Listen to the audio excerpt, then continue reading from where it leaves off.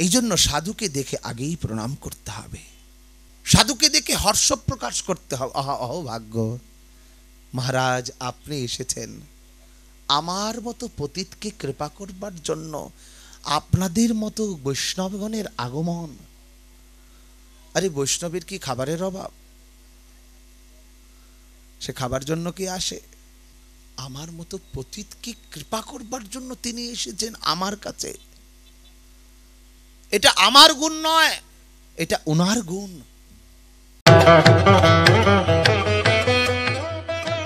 এখন দেখছেন হিন্দু মিডিয়া চ্যানেলটি সাবস্ক্রাইব করুন। ভাগবত এমন একটি শাস্ত্র যার মাঝে ভগবান তিনি শব্দব্রহ্ম রূপে তিনি বিরাজমান। ভাগবতে ভগবানের বাঙ্ময়ী প্রতিমূর্তি শ্রীমদ্ ভাগবত। এই জন্য শ্রীল নরোত্তম ঠাকুর মহাশয় বললেন, ভাগবত শাস্ত্র মর্ম নববিধা ভক্তি ধর্ম সদাই করিব সুসেবন। ভাগবত শাস্ত্র মর্মকে সদা হৃদয়ঙ্গম করতে হবে। নববিধা ভক্তি ধর্ম নয়, নববিধা ভক্তিকে হৃদয়ঙ্গম করতে হবে। এই ভাগবতের মাঝেই নববিধা ভক্তির লক্ষণকে বর্ণিত করেছেন। সদাই করিব সুসেবন, সদা সুসেবন করতে বলেছেন। এই ভাগবত রস আস্বাদন করলেই আপনার অন্তরে যথার্থ প্রেম ভক্তি উপজিবে।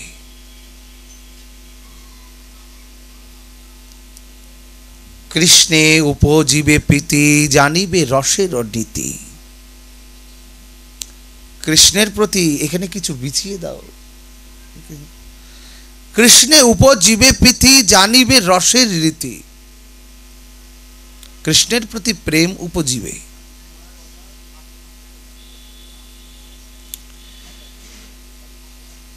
তেমনি শ্রীমদ্ ভাগবতের একাদশ স্কন্ধ, শ্রীমদ্ ভাগবতের একাদশ স্কন্ধে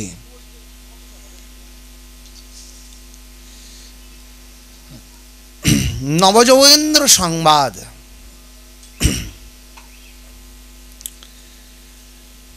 মহান্তের স্বভাব হয় তারিতে পামর, নিজ কার্য সিদ্ধ নন যান পরঘর।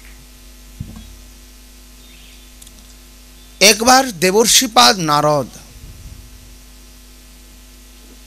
শ্রী ভগবানের নিত্য নগরী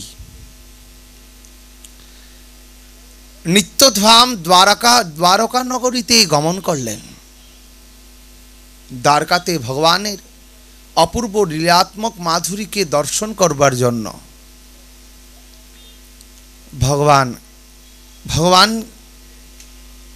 ভগবানের ভক্ত মহামুনি নারদ তিনি দর্শন করতে গেলেন দ্বারকায়। মহারাজ সেখানে ভগবানা ভবতো যাত্রা স্বস্ত্রয়ে সর্বদেহিনাম কৃপাণ্যানাম যত্র্যা পিতরোপ্যমা শ্লোকাবর্তন্যামঃ। মহামুনি নারদ গেলেন। মহারাজ বসুদেব নারদমণিকে দেখে যথাসাধ্য তিনি সাদর সৎকার করলেন। গৃহে যদি কোনো বৈষ্ণব আগমন করে, বৈষ্ণবের আগমনে নিজেকে ধন্য বলে মনে করতে হয়। মহন্তের স্বভাব হয় তারিতে পামর, নিজ কার্য সিদ্ধ নন যান পরঘর। আমার মতো পতিতকে করুণা করবার জন্য এহেন মহন্তগণ জীবের দ্বারে দ্বারে গিয়ে কৃষ্ণ প্রেম ভক্তি বিলাচ্ছেন।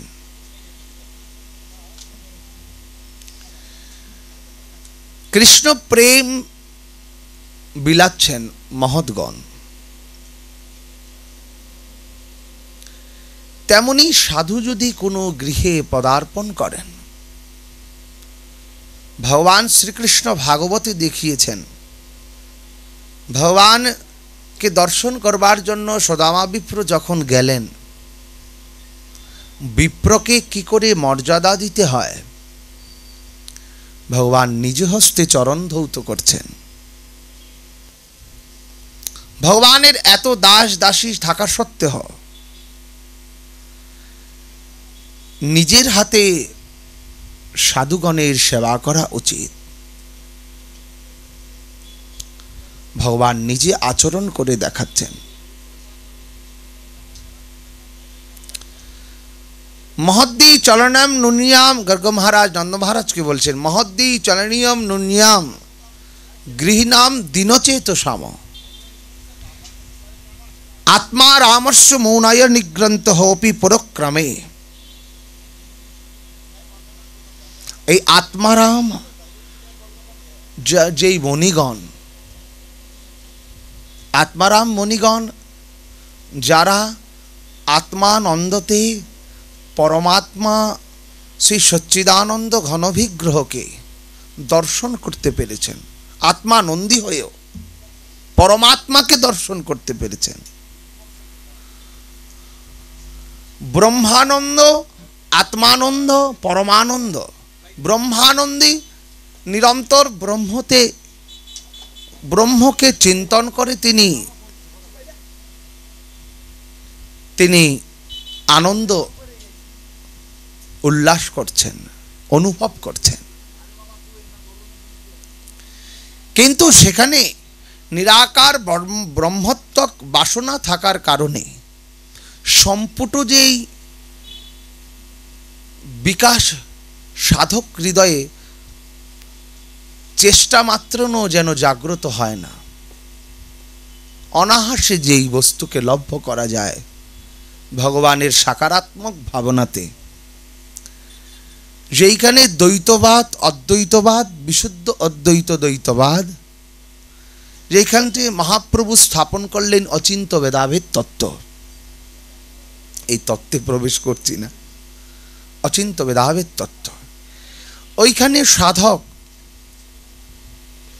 পরমাত্মাকে সাকারাত্মক ভাবনার দ্বারা যখন চিন্তন করে, তখনই সাধকের অন্তরে ভগবানের ওই সাকারাত্মক ভাবনার শিকারে ভগবানের রূপ, রস, গন্ধ, স্পর্শ, লীলা সাধক অন্তরে জাগরিত হয়। যেখানে ব্রহ্মানন্দ, ব্রহ্মকে চিন্তন করে সেই সুখকে অনুভব করতে অনেক সময়ের প্রয়োজন হয়ে যায়, কিন্তু এইখানে পরমাত্মাকে চিন্তন করে সাকারাত্মক ভাবনার দ্বারা সাধক যখন ভগবানের রূপ, গুণ, লীলাধামকে স্মরণ করে, তার অন্তরে অনুভবটি ব্রহ্মানন্দী অপেক্ষাও অধিকতর আনন্দতম। এই জন্য কবিরাজ গোস্বামীপাদ বললেন, কৃষ্ণ সূর্য, তিনি বললেন কৃষ্ণদাস অভিমানে যে আনন্দ সিন্ধুরে, কৃষ্ণদাস অভিমানে যে আনন্দ সিন্ধুরে, তার কোটি ব্রহ্মানন্দকে ওই ব্রহ্মকে চিন্তন করছেন, ব্রহ্মকে লাভ করবে নিরাকাত্মক বাসনার দ্বারা। সেখানে তো শুধু জ্যোতির বিচ্ছুরিত ছটা, কিন্তু আপনি যখন ভগবানের আপনার সাকারাত্মক ভাবনার দ্বারা চিন্তন করবেন, ভগবানের রূপ মাধুরী, ফুল্লেন্দিবর কান্তি বিন্দু বদনম বরাবকপ্স প্রিয়ম শ্রীবক্ষাঙ্খং মুদার কস্তুবধরম পীতাম্বরম সুন্দরম। ভগবানের রূপ বহাপি বিরামং মিগম গতিলকম কুণ্ডলাকান্ত গণ্ডম কঞ্জাক্ষম কণ্টুকম কঞ্জাক্ষম কম্ভকণ্ঠম স্মিত সুভগ মুখম স্বাদর বেণু নাস্তগম। এ তো ভগবানের রূপ।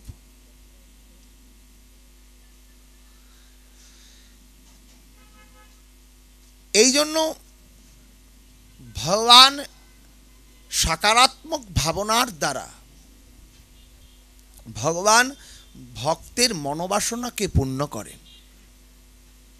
এই দ্বারকা নগরীতে ভাগবতের দৃষ্টান্ত রয়েছে। শ্রুতদেব ব্রাহ্মণ আর ভুবনেশ্বরের রাজাকে একই রকমভাবে ভগবান কৃপা করেছিলেন। মহারাজ, আপনার ভাবনাটি সঠিক হওয়া চাই, শুদ্ধ ভাবনা। যেখানে অভিমান, যেখানে প্রমাদতা, যেখানে হিংসা, নিন্দা, দেশ বিদ্বেষ, যেখানে একমাত্র ঈশ্বরকে প্রাপ্তি, ঈশ্বরকে সেবা করে জীবনকে কৃতার্থ করা আর তার প্রাপ্তির আনন্দগুলোকে অনুভব করা। এই জন্য মহারাজ সাধুগণের কাছে গিয়ে নিজের জীবনের এই বস্তুগুলোকে লাভ করতে সক্ষম হওয়া যায়, তা না হলে সম্ভব নয়। মহন্তের স্বভাব হয় তারিতে পামর, নিজ কার্য সিদ্ধ নন যান পরঘর। এই জন্য জ্ঞানিসং সর্বভূতানি স্বানিসং জাগ্রতি সংযমী স্বানি সাহা প্রশ্রত মনহে। গীতায় ভগবান বললেন, এই জন্য মনই রাত্রিতে জাগবে। সাধক যারা না, তারা রাত্রিতে ভজন করে। কেন? প্রভু জগৎবন্ধু সুন্দর ওনার বন্ধুলীলা তরঙ্গিনীতে একটি ব্যাখ্যায় বলছেন, ওই যে রাত্রিতে, রাত্রি 3টার পরের থেকে ওই ভোর পর্যন্ত, ব্রাহ্ম মুহূর্ত পর্যন্ত সত্যযুগের প্রভাব আসে। সেই সময়টায় যারা সাধক চিন্তন করেন, সমাধির অবস্থাগুলা যারা চিন্তন করেন, তারা ওই সময়টায় জাগবে। সেই সময়টায় সত্যযুগের প্রভাব থাকে। কেন? এই জন্য ভগবান গীতায় বললেন, জানিসাং সর্বভূতানি স্বানিসাং জাগ্রতি সংযমী পশ্রতঃ মনায়া। মনি জাগবে রাত্রিতে। কেন? মনির জন্য রাত্রিটি হবে দিন, আর সাধারণের জন্য রাত্রিটি হবে নিদ্রা। দেখবেন রাত্র যত গভীর হতে থাকবে, জগতের কোলাহলটা ততই থামতে থাকবে। সাত্ত্বিক ভাব। আপনি খোলা আকাশের নিচে দাঁড়ান, দেখবেন হাওয়াটিও যেন মুক্তপ্রায়, আর দিনের হাওয়াটি দেখুন। এই জন্য সাধকের জন্য রাত্রিটি হচ্ছে জানিসাং স্বানিসাং সংযমী জাগবে।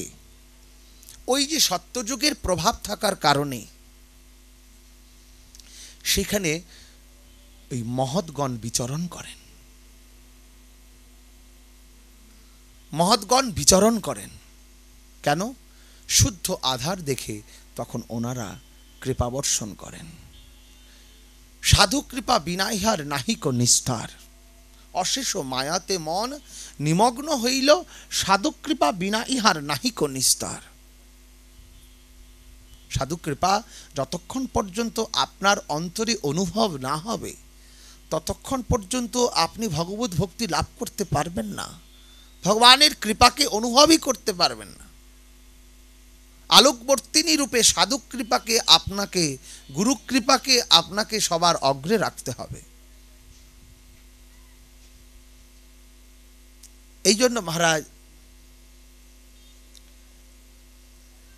ওই সত্যযুগের প্রভাব হয় তখন মহৎগণ সব বিচরণ করেন। বিচরণ করে শুদ্ধ আধার দিকে তাদেরকে কৃপা করেন, যেই কৃপার দ্বারা তারা শক্তি সঞ্চার করেন। আজও সূক্ষ্ম দেহে বিচরণ করেন। প্রসঙ্গ আমাদের আজকে, আমার সময়ও নেই, একটু পরে বিল্লমঙ্গল দাদা আসবে, আমিও যাব অনেক দূরে। প্রসঙ্গক্রমে ভগবান ভবতু যাত্রা সস্তায়ে সর্বদেহিনাম কৃপানানাম যথা পিতৃত্যমঃ। কৃপা করে যেই বস্তুকে পাওয়া যায় কৃপা শব্দের অর্থ হচ্ছে করে পাওয়া। আপনি কাউকে গিয়ে বলছেন আমাকে কৃপা করুন, কৃপা বস্তুটা এমন বস্তু নয়। করে পাওয়ার নাম হচ্ছে কৃপা, করে পাওয়ার নাম হচ্ছেন কৃপা। ভগবান ভবতো যাত্রা কৃপা নানাম যথা, কৃপাটা করে পাওয়া। এই জন্য সাধু আপনাকে কৃপা করবেন, আপনার মনের সংকল্পটা দৃঢ়তা রাখুন, সাধু আমাকে কৃপা করবেন। এইবার সাধু কৃপা করেছেন কিনা আপনি তার অনুভবেই আপনি বুঝতে পারবেন সাধু কৃপা হয়েছে কিনা আপনার। এই জন্য মহারাজ সাধুকে দেখলে আগেই প্রণাম করতে হবে। ওইখানে কোনো বিচার নয়, ওইখানে কোনো বিচার্য বস্তু নয়, প্রণম্য অদর্শী চিত্ত হয়ে প্রণাম করতে হবে। যেখান থেকে কিছু প্রাপ্ত হব আমি, সেখানে যদি আমার শ্রদ্ধা না থাকে তাহলে প্রাপ্তটা করব কি করে? এমনি তো মন আমাদের সাধু কৃপার প্রতি মনটি নেই, ভগবানের প্রতি আমাদের অভিলাষ নেই ভগবত প্রাপ্তির জন্য।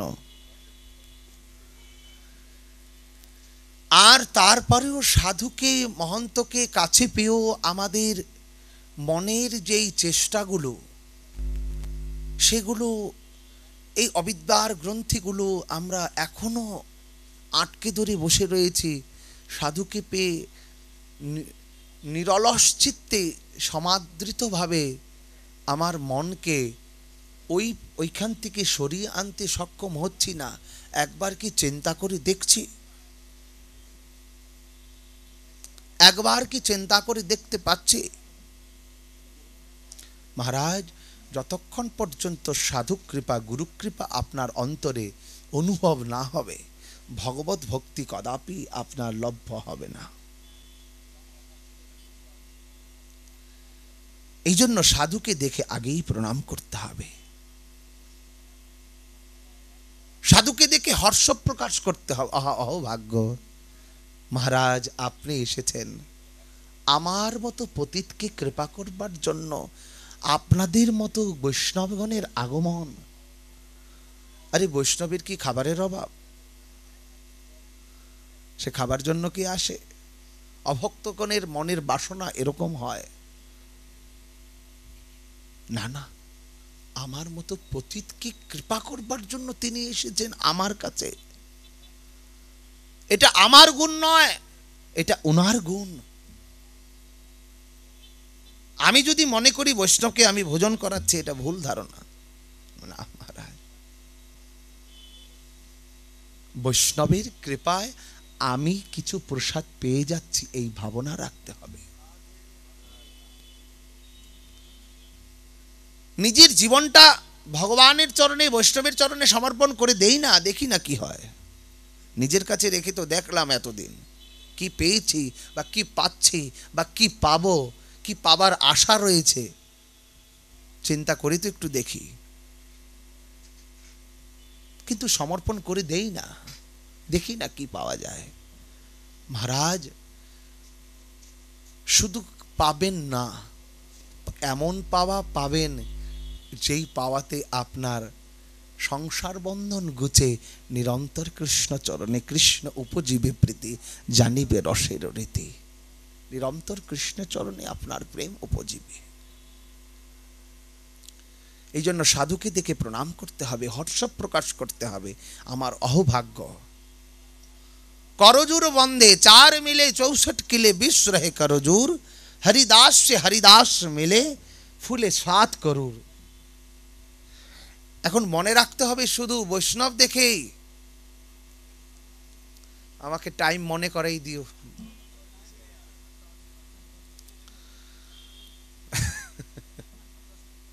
আমি আগেই বললাম, আরম্ভ করো।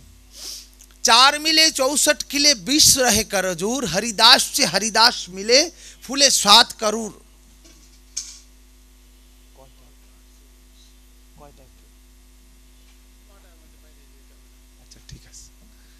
चार मिले 64 खिले 20 रहे करजूर একজনকে পাঠিয়ে দেন এখানে একজন যে থাকুক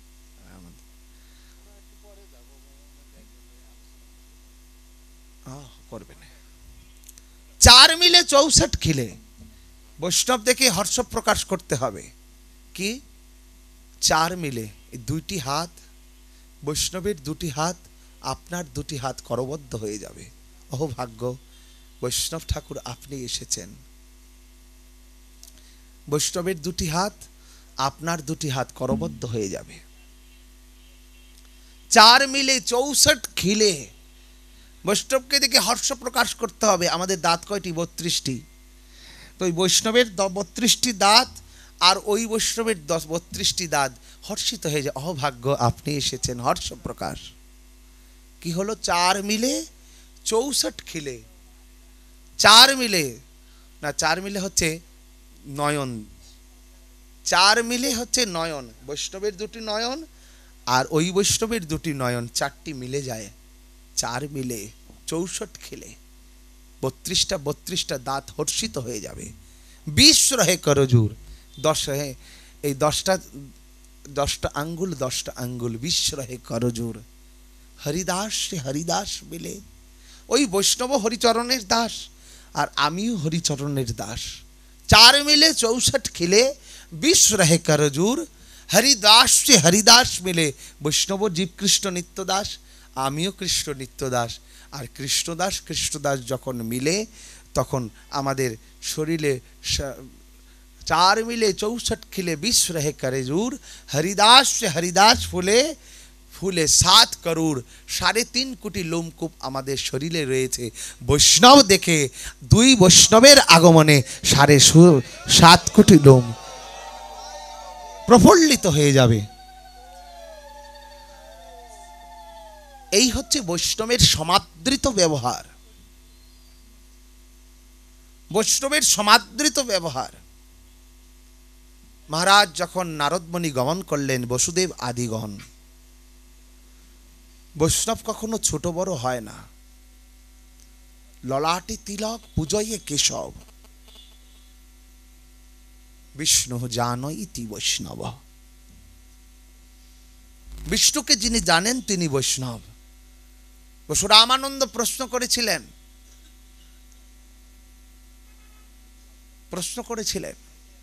বৈষ্ণব কাকে বলা যায় মহাপ্রভু বললেন যাকে দেখিলে আসে মুখে কৃষ্ণ নাম তাকেই জানিবে বৈষ্ণব প্রধান যাকে দেখলেই কৃষ্ণ নাম আসে তাকেই বৈষ্ণব প্রধান জানবে তো সাধুকে দেখলে তো কৃষ্ণ নাম আসবেই মুখে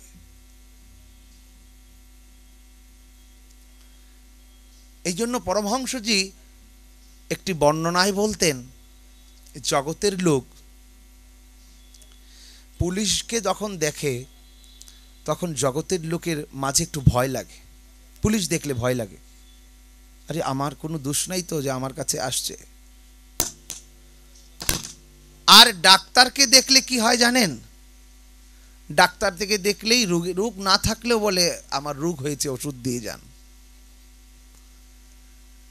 পুলিশ দেখলে ভয় হয় আর ডাক্তার দেখলে রোগের কথা মনে হয় আর জগতে যদি সাধুকে দেখেন কার কথা মনে হয় সাধুকে দেখলে কার কথা মনে হয় সাধুকে দেখলে ভগবানের কথা মনে হয় এই হচ্ছে বৈষ্ণবের বৈষ্ণবতা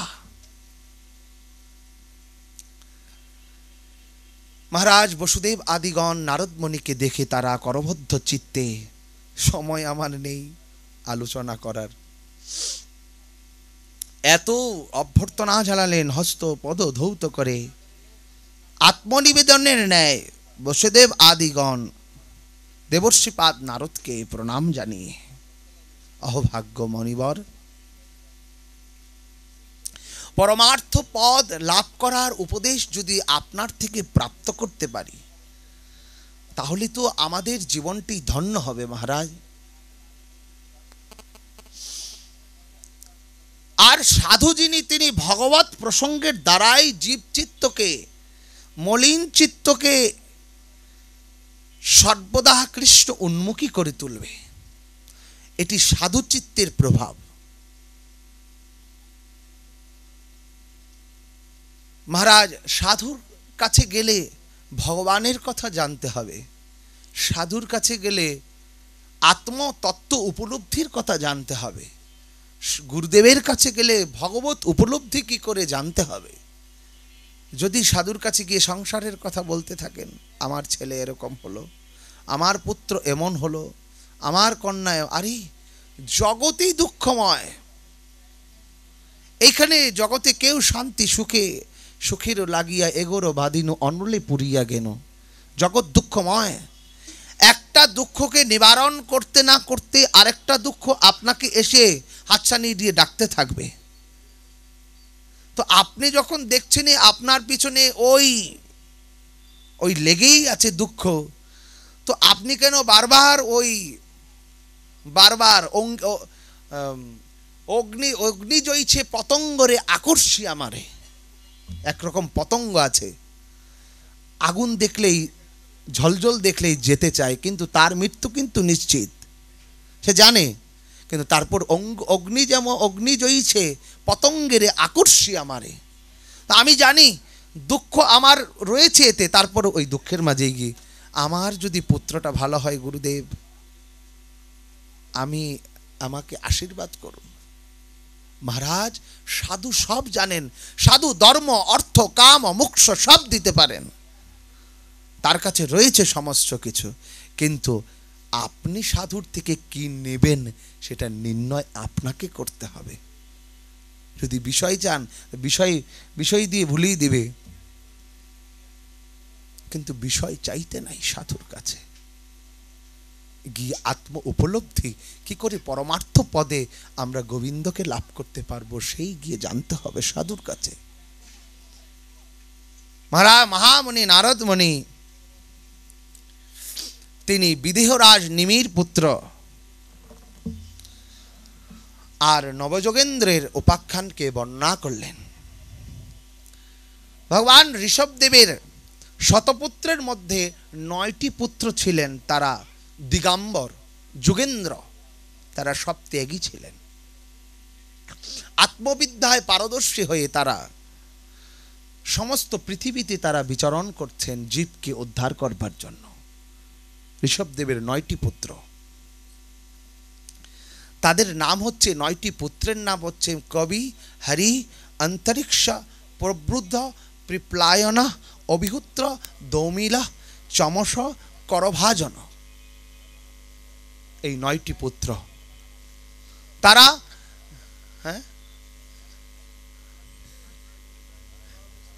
তুই একটু বল। এই 9টি পুত্র, 2 মিনিটে শেষ করছি। 9টি পুত্র হচ্ছেন দিগম্বর, তারা সাধুচিত্তে জীব জগৎকে কল্যাণ করবার জন্য তারা বিচরণ করছেন। একদিন মহারাজ ভ্রমণ করতে করতে এই 9টি ভাই মহাত্মা নিমির যজ্ঞস্থলিতে উপস্থিত হলেন। কাউকে গাড়ি এসে গেছে? হ্যাঁ,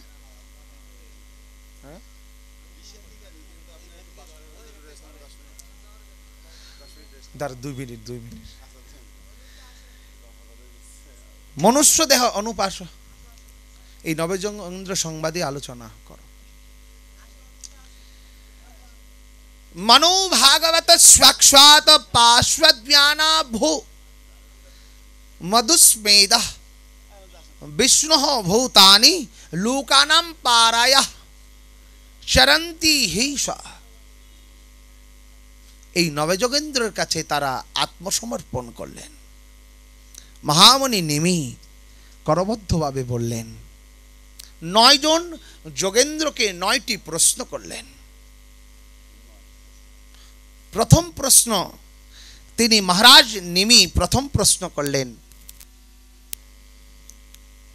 প্রথম যোগেন্দ্র কবিকে প্রশ্ন করলেন, ভাগবত ধর্ম কি? প্রশ্ন করলেন, ভাগবত ধর্মটি কি? দ্বিতীয় যোগেন্দ্র হরিকে প্রশ্ন করলেন, জীব মায়াবদ্ধ হয়ে নিরন্তর কৃষ্ণকে ভুলে যায়, কি করে কৃষ্ণ পাদপদ্মকে লাভ করতে পারবে প্রশ্ন করলেন। আসো আসো আসো।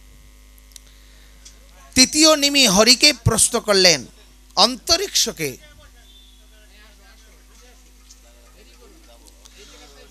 আত্মা জ্ঞানহীন জীব নিরন্তর বৈষয়িক দৃষ্টিতে যত যত উত্তরোত্তর মায়াতে ধাবিত হয়, তার থেকে উদ্ধারের উপায় কি?